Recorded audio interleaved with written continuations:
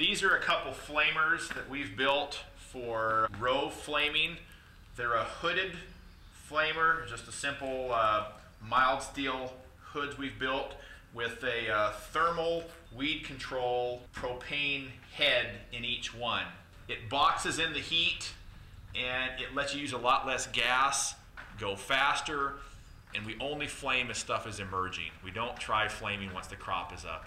And it does a pretty effective job at killing the first flush of weeds that are really there to compete with your crop.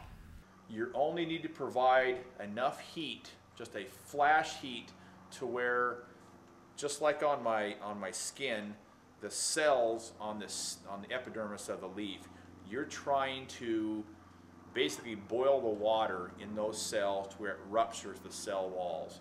When plants are very tiny and quite fragile yet, you do that kind of surface damage, plant just hemorrhages and dies just within minutes behind you. And it doesn't take that much heat or gas to do that. We wanted to not have a big heavy steel propane tank, so we went with aluminum.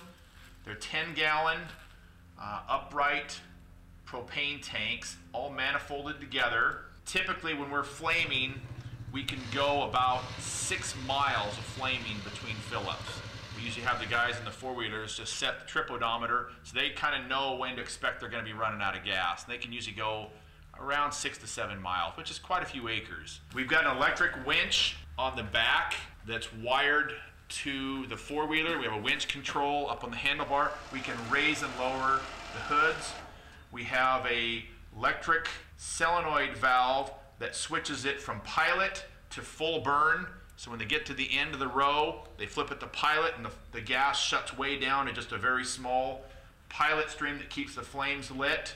We typically run either 3, 4, or 5 miles an hour, depending on how many weeds are there, how cloddy the ground is, and if there's any grass types or broadleaves. Grasses are much harder to kill.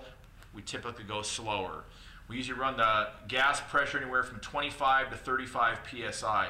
On average, this costs about $5 an acre to flame, and that is including the fuel and the person driving the four-wheeler, their wages. So it's very, very cheap.